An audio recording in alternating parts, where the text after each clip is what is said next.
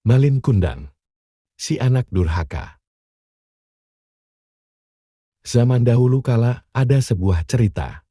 Di sebuah perkampungan nelayan, pantai air manis di Padang, Sumatera Barat, ada seorang janda bernama Mande Rubaya, yang hidup bersama anak laki-lakinya, yang bernama Malin Kundang. Mande Rubaya sangat menyayangi dan memanjakan Malin Kundang. Malin kemudian tumbuh menjadi dewasa. Ketika Mande Rubaya sudah tua, ia hanya mampu bekerja sebagai penjual kue untuk mencukupi kebutuhan dirinya dan anak tunggalnya. Suatu hari, Malin jatuh sakit keras hingga nyawanya hampir melayang. Namun akhirnya ia dapat diselamatkan berkat usaha keras ibunya. Setelah sembuh dari sakitnya, ia semakin disayang. Mereka adalah ibu dan anak yang saling menyayangi. Sesaat kemudian saat Malin meminta izin kepada ibunya untuk pergi merantau ke kota, karena saat itu sedang ada kapal besar merapat di pantai air manis. "Jangan Malin, ibu takut terjadi sesuatu denganmu di tanah rantau sana. Menetaplah saja di sini, temani ibu," ucap ibunya yang sedih setelah mendengar keinginan Malin yang ingin merantau.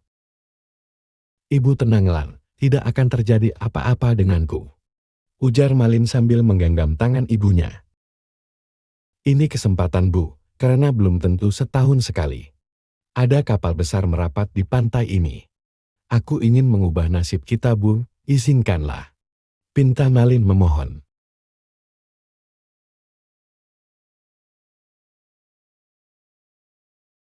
"Baiklah, ibu izinkan, cepatlah kembali. Ibu akan selalu menunggumu nak," kata ibunya.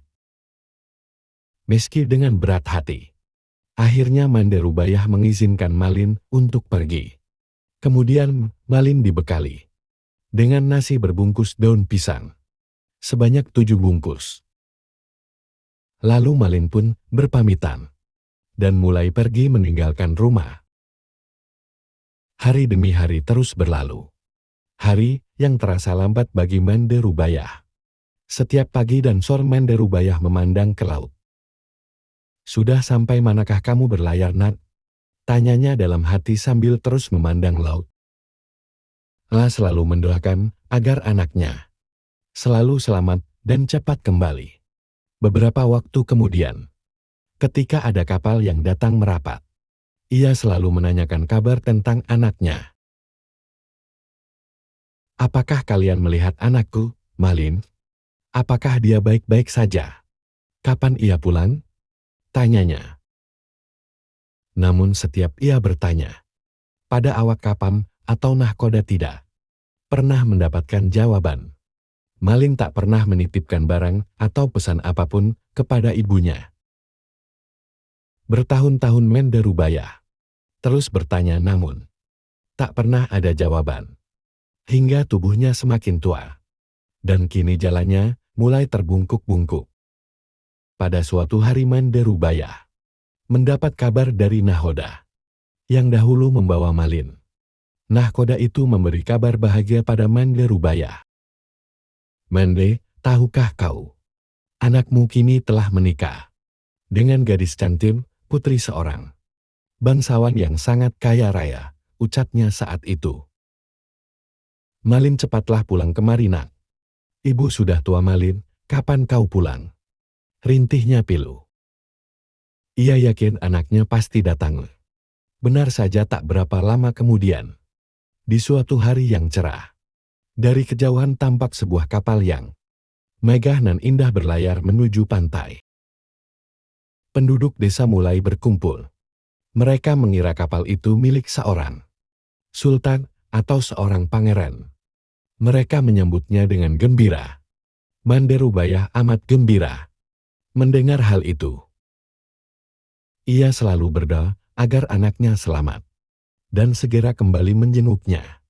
Sinar keceriaan mulai menghampirinya kembali.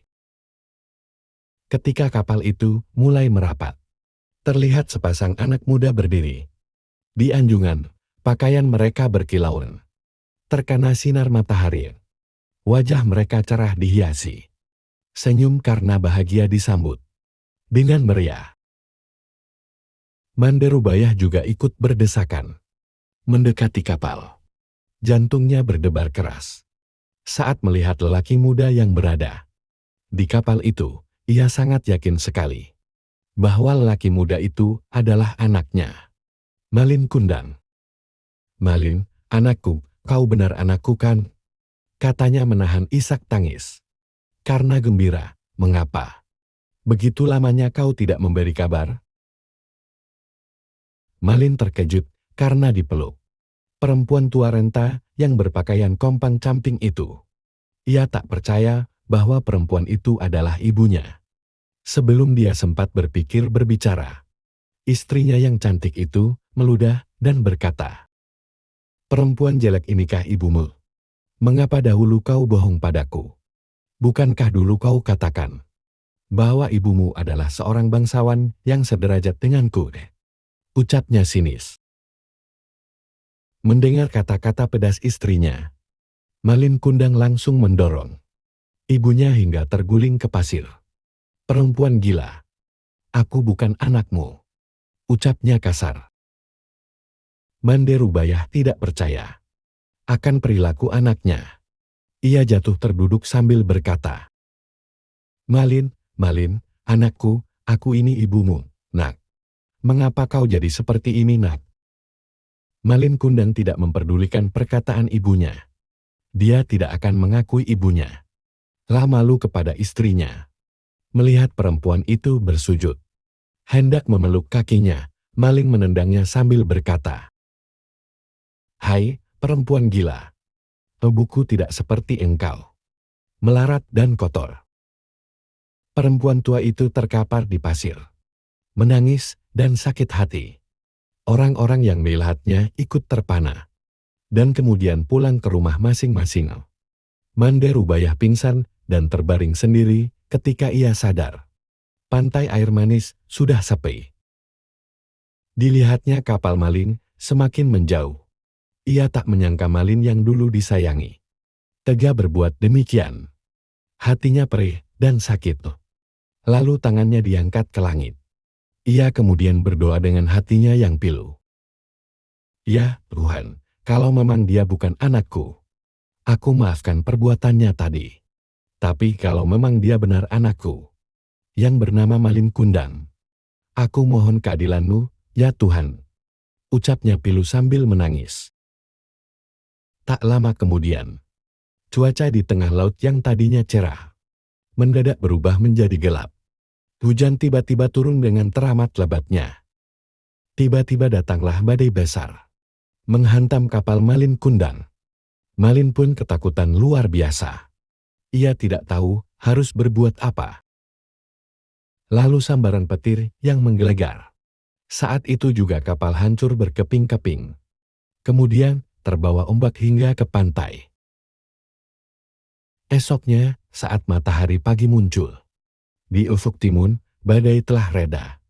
Di pinggir pantai terlihat kepingan kapal yang telah menjadi batu. Itulah kapal Malin Kundang.